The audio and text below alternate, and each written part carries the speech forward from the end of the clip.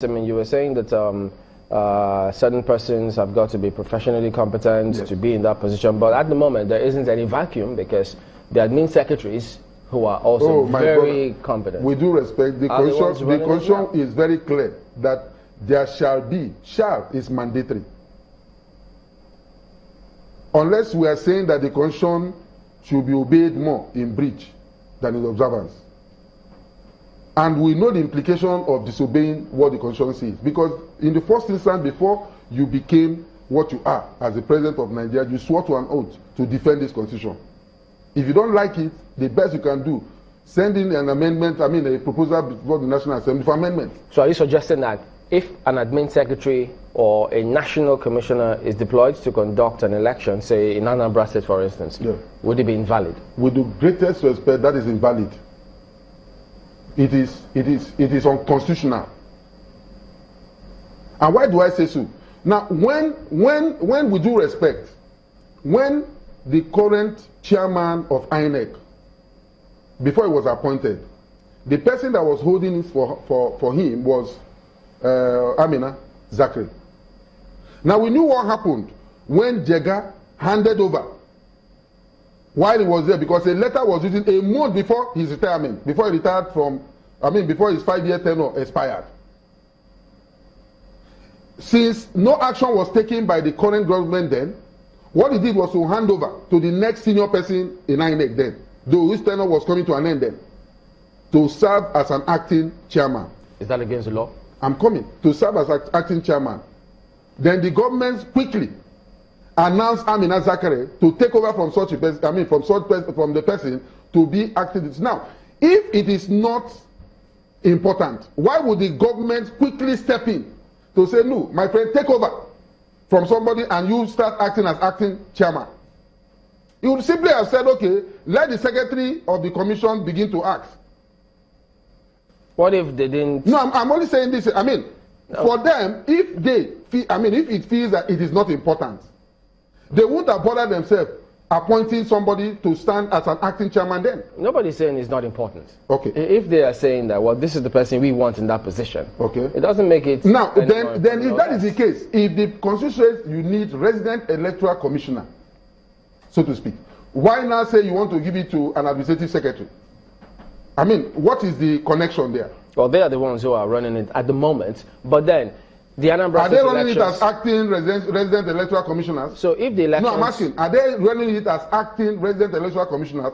Why is it that in the federal, the acting chairman, you can be used, no problem. But in the state, you cannot use acting resident electoral, depending when you now appoint your resident electoral commissioner. Well, I just read a quote from Mr. Dazang, who was quoted to have said that. That's his quote about that. But the elections in Anambra State hasn't happened yet. So before that happens, there's still time to appoint.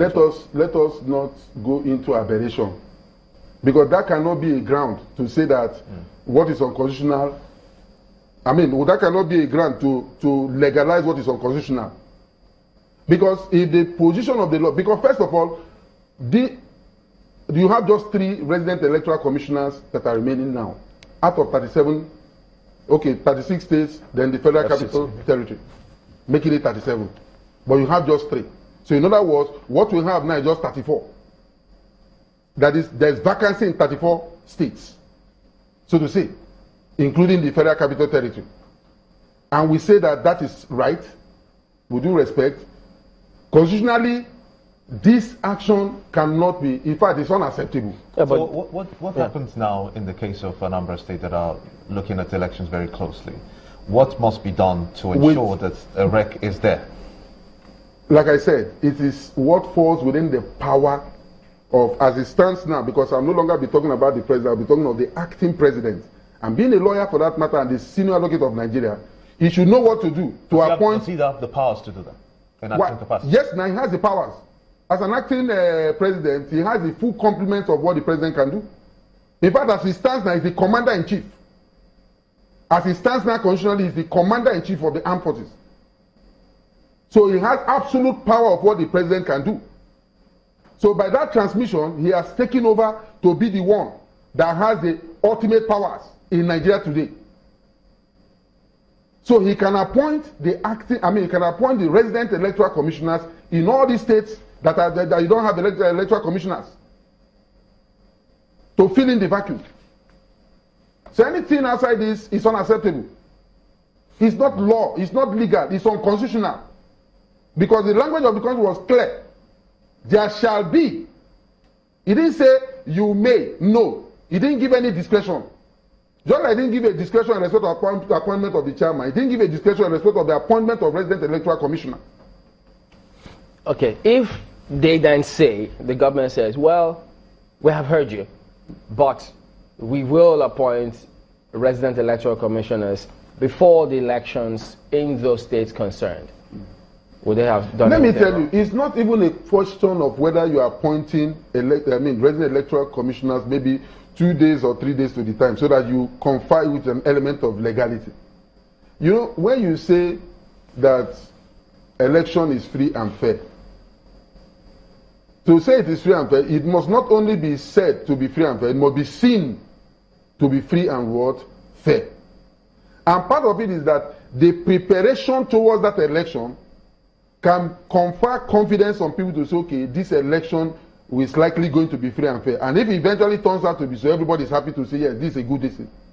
Now, if they are leaning on the concept of saying, okay, in order to confer legitimacy or legality on the action, that we can do that appointment from 2 to 3 days, you have not created a level playing field. Nobody said 2 or 3 days. We only said no, before I'm only using, the election. It's still, I mean, so you are interpreting it as though it's 2 or 3 days. Well, even if you say 6 months to the time, the point is that the question, even that Anambra that you're talking about, but it's not that when was it? When was it that the vacancy occurred? It's not late though.